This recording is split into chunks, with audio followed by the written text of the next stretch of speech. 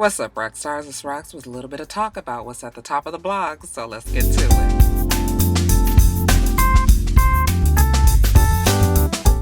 All right, you guys, top of the list today is MattLauer and his firing from the the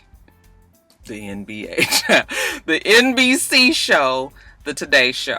Now, MattLauer has been the face for The Today Show for the last 20 years, and his firing comes as a great shock to the daytime television talk show circuit, the entertainment world itself. They say that he was fired 3 hours before the Wednesday simulcast. Why I can't get my words together.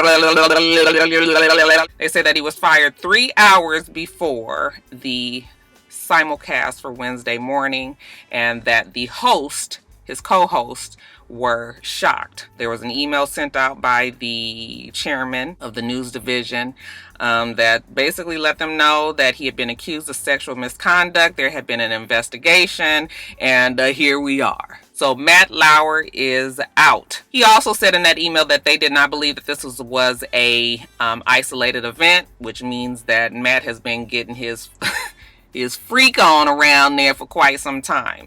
And you guys know the story. It's the subordinate. It is the woman who is trying to gain a footing in the environment that MattLauer would have control over. He's forcing women to have sex. They're saying that he would have them come to his office and he would do it to them. I mean, just recently that somebody has posted up the 2012 interview, I believe, of Katie Couric when she was on Watch What Happens Live, when she said that MattLauer used to pinch her ass a lot. And you know, they say that MattLauer been out there running the fuck amok for quite some time now. Even though the co-host said that they were very shocked and blindsided, they did not see this coming. I was watching an interview on what's the girl's name on CNN that comes on around 6 o'clock? You know, the dark-haired girl. I can't think of her name. You guys know who I'm talking about.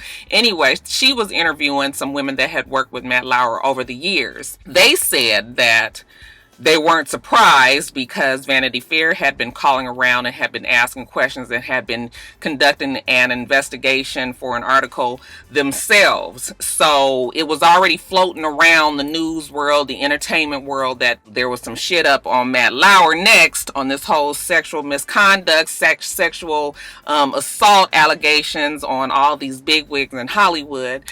So they knew it was coming. And they also said that the MattLauer that they knew from 25 years ago, was very humble, very nice, but he has grown into this power that made so much money for NBC. They said that his show made almost $600 million for NBC last year alone. They said that he makes $25 million annually. So this man is worth a whole lot to NBC.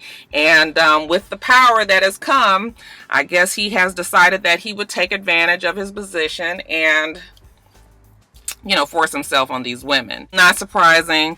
I don't know any woman who has not in some sort of way in their work careers never faced some sort of sexual harassment. Every single woman has it. I don't care what you look like, cute, ugly, big, small, tall, short, okay, any race. Men do it to women all the time. You would think that with the sexual harassment laws and how these companies now really try to enforce that none of that is tolerated, you would think that it has died down. And I guess that it has, because it seems like, for the most part, all these people that are getting caught up in these allegations now are old men. People that are from the old school, that's used to doing it an old way. At least for now, that's what it is. I'm sure more allegations will come about. Yeah, just a mess. But not ever really surprising to me. Because when you become powerful, you just get into this mindset that you can do what the fuck you want to do. We've seen it time and time and time again.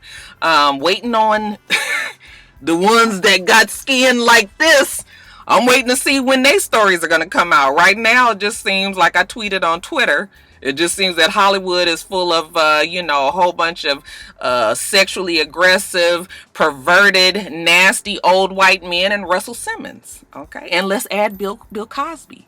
And maybe we just go on and say that, Bill Cosby, with all the heat that he's been placed under in the past with all the sexual allegations, Bill didn't snitch on nobody else, because I guess he could have said very easily, hell, everybody was doing it. Okay, but Bill took the heat on his own, and now we see everybody else that's falling under the weight and the pressure of these women coming out and saying that they had been harassed or abused or molested, raped, what have you. So what is the Today Show going to do? Well, your girl right here, she ready and willing to take the job. Y'all go on and add old Rocky to the lineup. Last week we had Charlie Rose. Now we got MattLauer. They say that Oprah is all of the wants of the networks. Everybody is trying to get Oprah. I mean, I guess I could see Oprah doing it, but Oprah just looked like she is chilling so hard that she probably doesn't want to get back under the hustle and the bustle of especially an early morning talk show. I mean, you would have to be up at 4 o'clock in the morning and doing all that. Do Oprah really want to do all that again? She chilling. She is rich. She got her shit. Why would she? But maybe. I don't know if I see her doing it though. Do you guys? But yeah, just we're gonna hear more about MattLauer and more people. If we was to put our bets in on who would be your cousin that's gonna get accused next, who do you guys think it would be? I said, child, please don't you ever say nothing about my Denzel. Denzel show better not been out there cutting up like this. Okay, no, because we done heard plenty stories about Denzel, but I would hope that they were all consensual. Child, I don't know. Yeah, a mess. Every single week is something, to the point where you almost get, callous to this and start to really not, just be like, well, is everybody doing it? Let the women tell it everybody is doing it. But we'll see. We'll see. Yeah, y'all, Matt been out there wilding. But like your mama always said, baby, it always comes out in the wash. Matt is out. All right, you guys, so the Grammy nominations came out a couple of days ago, and we have some really diverse nominations this year. It seems that the Grammy Academy has listened to the cries of the community saying that there's not enough black representation or non-white representation, and this year the Grammys was just like, well, you want representation, then here you go. The urban music, for sure, hip-hop, not R&B is so not there, but hip-hop and just urban contemporary music has made a splash this year, okay?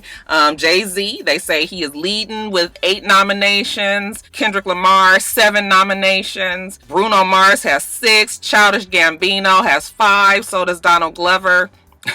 He is Childish Gambino, you guys. So does Khalid and SZA. They all have 5 Grammy nominations. So congratulations to them. This is the first time that Album of the Year does not have one white male representation in there. I think it's Jay-Z, it's Kendrick Lamar, it's Bruno Mars. It's the ones that did Despacito, I believe. Lord, I also believe, is in there.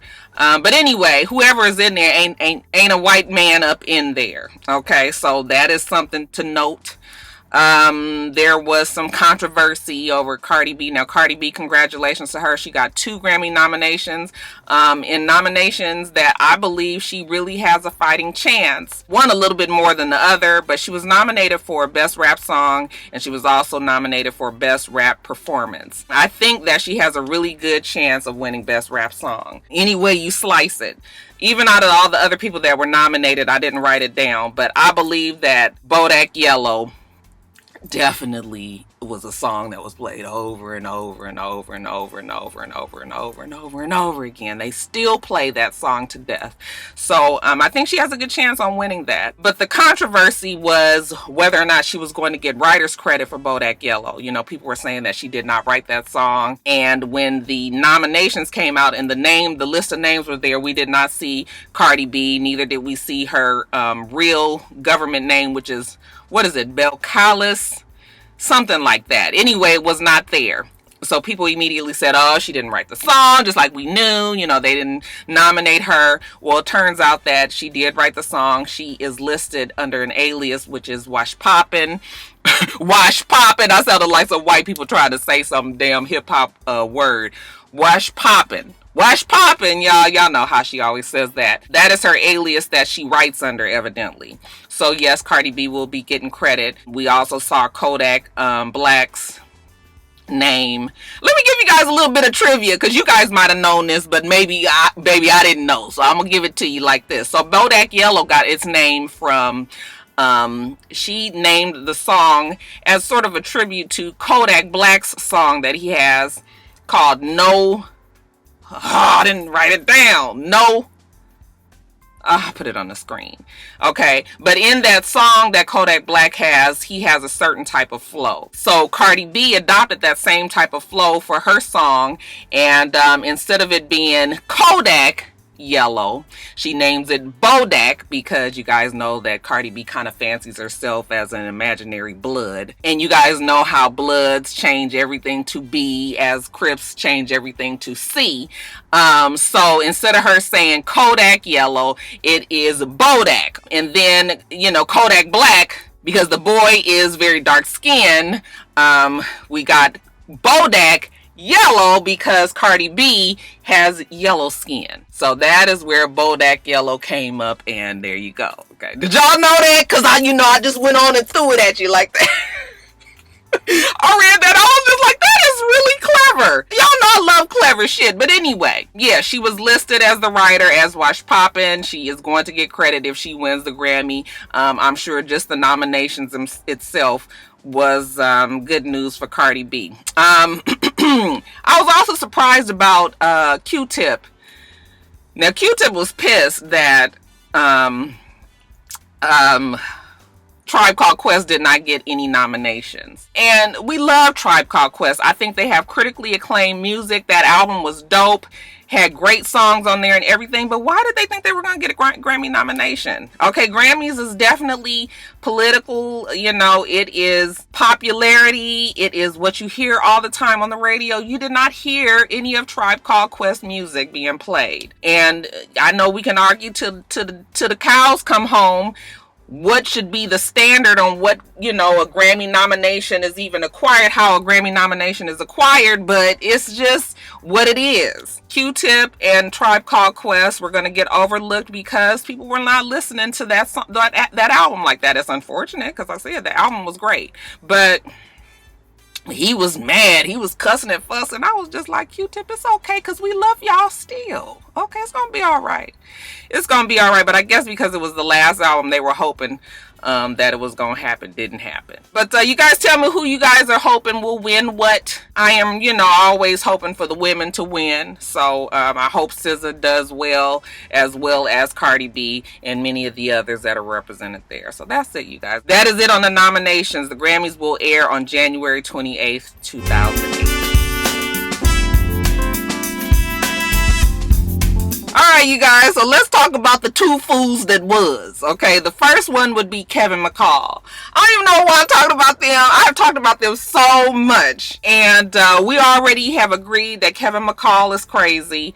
All the shit that he put Eva through, their little baby that they have together. She has evidently tried to make sure that she kind of keeps him away from the daughter because the nigga is crazy. I mean, remember we even had last year, I talked about him beating up the girl and knocked the girl's teeth out. Not the daughter or Eva, but one of his homegirls out there in LA, and just fucked her up. And he just, it's a whole lot with Kevin McCall. So we just found out that Eva is pregnant by the man that she is seeing out here in Atlanta, the one that recently ran for mayor who lost. Okay, so she's pregnant. She shows her pregnant belly on social media, and I don't know if Kevin knew or didn't know. But child, he act like he was about to die. Okay, he basically was just like, I'm done. You can keep that baby away from me. Eva is dead to him. You know, he was just sort of like, now you see her. He showed like took a screenshot of his Instagram with all of the pictures of his daughter, and then he said, now you don't. And he had deleted, looked like all of the pictures that had his daughter on there. And just, you know, disturbing, because it's just like, Who says these things about their daughter? You hear about people being crazy and you just don't know how they might be. That's why Eva don't want her around him. And I would try my best to keep my daughter from a crazy motherfucker like Kevin McCall as well. So that's one fool. And then of course you know who the other fool is gonna be, right? Okay, your boy Tyrese. And y'all know we had to unretire him a while ago because I just have to say, all the shit that we went through with Tyrese, at the end of the day, the boy was able to get his 50-50 joint custody with the mom. Even though there were some stipulations, he's not able to hit her, discipline her physically anymore. He had to go to anger management for whatever. At the end of the day, he was able to get 50-50 joint custody. Okay, so I was hoping that once that was done, he would move on with life. All right, but no. Child, that ain't how he rolled. This nigga been still out there just posting and posting and posting to the point where I just be like, he is never gonna fucking shut up. Okay, so now, yesterday he decided to put this whole long, 2 days ago, he decided to put this whole long post up on how, now remember he told us that he was on this medication, whatever it was, but it was supposed to be, I guess, an antidepressant, or was just something that was supposed to help the nigga out because he was acting like he ain't had no fucking sense. He said that the medication was making him flip out, and so he got off of it. Now, he never says exactly how long he was supposedly on that medication and got off of it. You guys, I am not ashamed to say that I have taken medication, antidepressants in the past. It takes a while for it to get into your system, and then it takes a while for it to get out of your system. So I don't know about how you just jump on and off of it, and then all of a sudden you okay. But anyway, he said he stopped taking the medication because it had him out there just acting a fool. He said his wife was pregnant, and he is here now to tell you that no, she's not. She never had been pregnant. I said, ain't this about a bitch? Nigga, you just sat up there and told us that this woman was pregnant and she wasn't? Are you serious though? I was just like, I know his wife is fucking scared of him. Everybody is all thinking like, why would his wife sit around and let him lie? Because the bitch is scared. I bet you she be at that house. She probably ain't getting no sleep. Remember when he showed that picture of the wife in the bed saying how she is so exhausted? Because that bitch be up there all night. She probably laid up in that damn dark in that bedroom in the bed with him like this.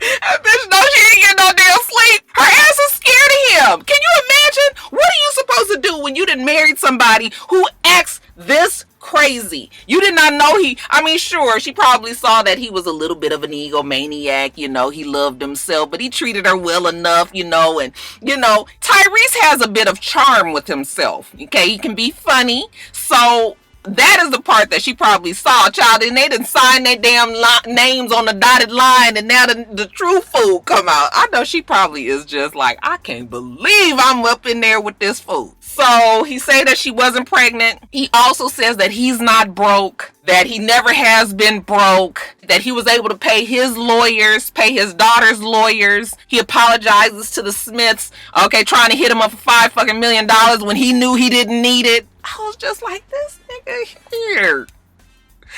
I tell you. I was just like, he really had to come out, this is all under the guise of him trying to keep it real and being truthful with you guys. First of all, I never believed that he was broke. I told you guys that to begin with. But for him to just so blatantly be like, oh yeah, y'all, I was just saying that. And really, I'm not. When are y'all going to understand that this fool uses every opportunity to just be out there in the spotlight? I can't. Let me not even go there. But Kevin and Tyrese's stories are so very close. We just had to. They are stupid. They're crazy. And I mean that. So Kevin don't want to have nothing to do with his daughter. Tyrese was able to get, joint custody of his daughter. Child, it is just crazy. That's it. That's all I got to say on Kevin and Tyrese. Oh, talk about 6 degrees of separation. Okay, so Brandy Isn't it befitting that we would be talking about Brandy right now? I also semi-retired Brandy because I was tired of talking about her crazy. And I like Brandy. So, when there's people that I really like, I just try to just distance myself and, love them from afar. But, we didn't realize that Brandy was going through it and had got a little unstable, or all around that time that she was with that Serta Baptist boy. Since I had unfollowed her, I haven't really been seeing Brandy. She hadn't really come up on my Instagram, and that's pretty much where I just go for social media anyway. So I was just like, okay, I hadn't really seen her. But when Ray J went on to The Real and announced that Prinky was pregnant, that kind of brought my attention back around to Brandy. I said, oh, okay, so they're pregnant. All right, so he made the announcement. Everybody congratulated him. And just out of curiosity, I went on over to Brandy's page to get a good look at her. And I was just like, Brandy, girl, you didn't. I understand picking up weight. There's one thing to look like Rihanna and be juicy and boobs be a little bit bigger and her butt a little bit bigger, but Rihanna's stomach never got big. Okay, she just got way more juicy. She picked up some weight. There's a difference there when you look at Brandy, who really has the I am pregnant look. Her face is huge. It's that thick, I'm about to have a baby neck. And she obviously hasn't really been showing herself too much from the waist down. And I remember a while ago, we had asked the question, was she pregnant? But she said that she wasn't. Remember, her daughter came out and said that she wasn't. So we left it alone. But now, when you look at Brandy, she very, very much looks like she's pregnant. All right. I just was like, the girl is pregnant. Is she carrying the baby? Is she the surrogate for Prinky and Ray? Now, if she was, that wouldn't be nothing terrible to me. Princess had already explained that she had a hard time getting pregnant and all of that. When you have a surrogate situation, you would want the person to be somebody you could trust.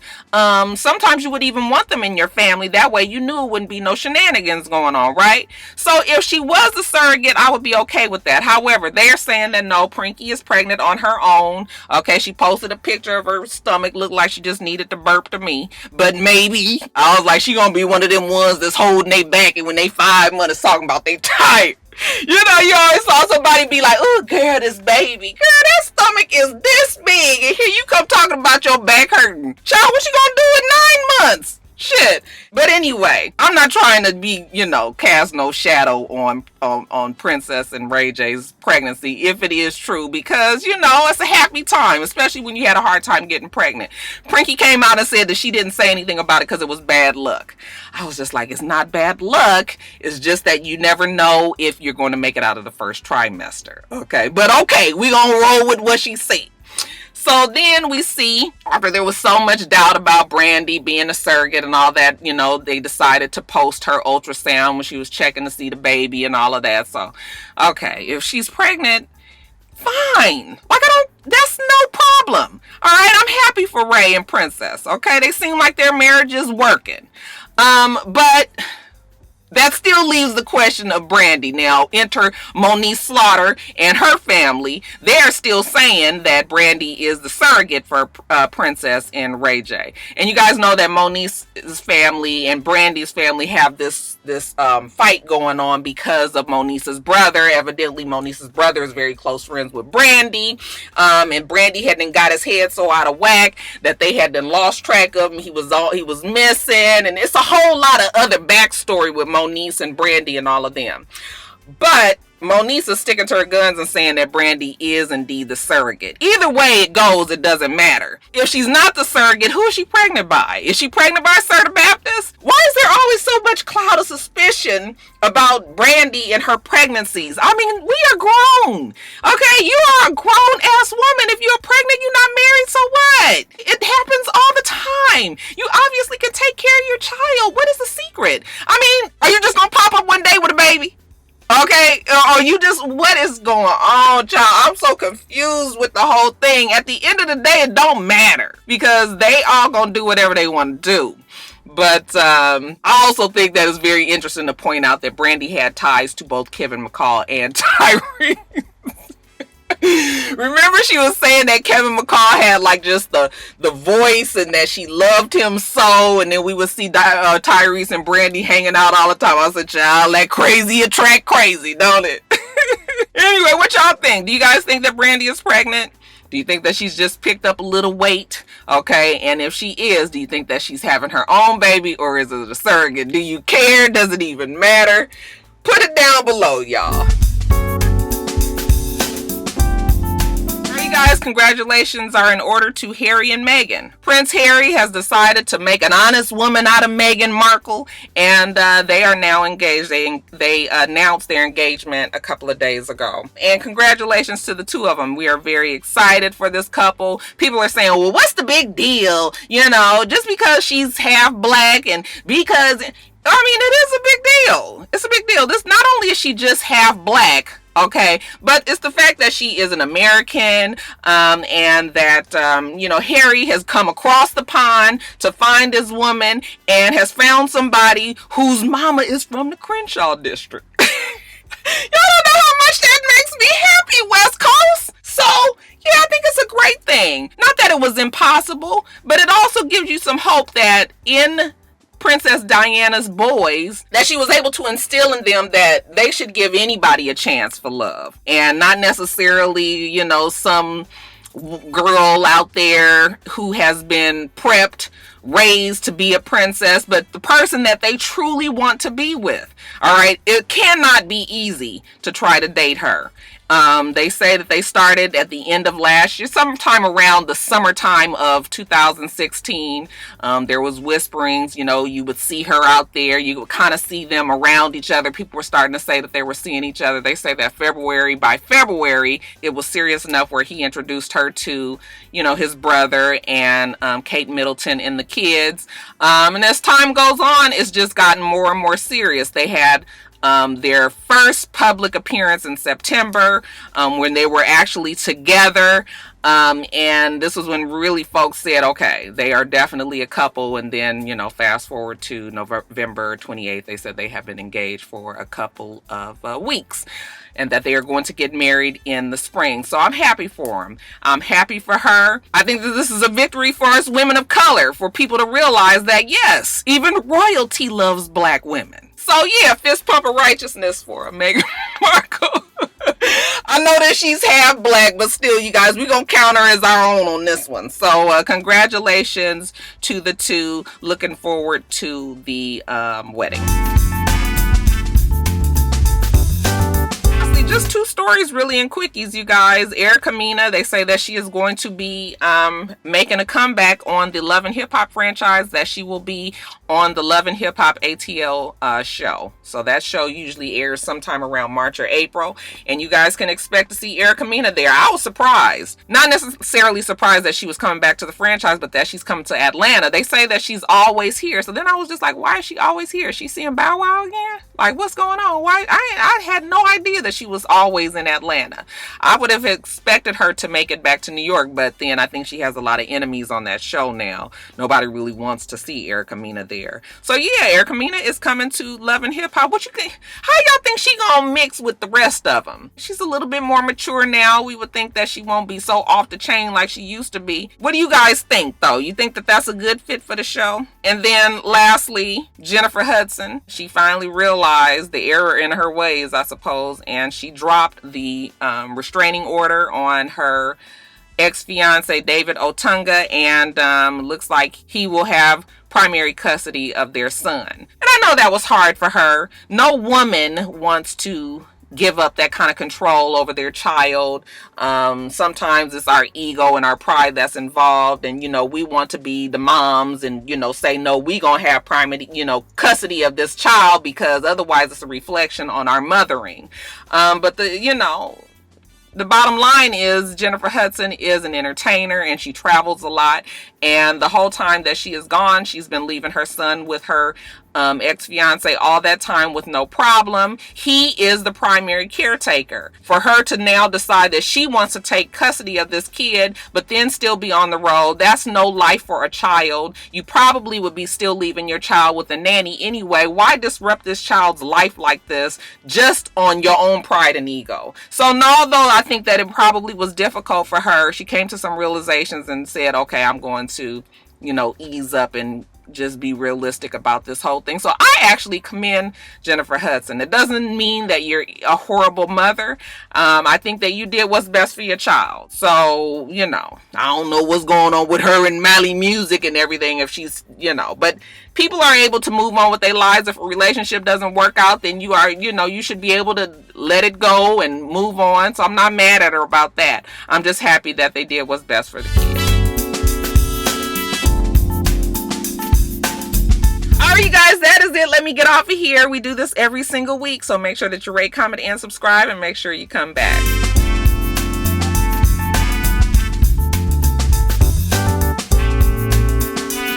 Until next time, rock stars. Bye.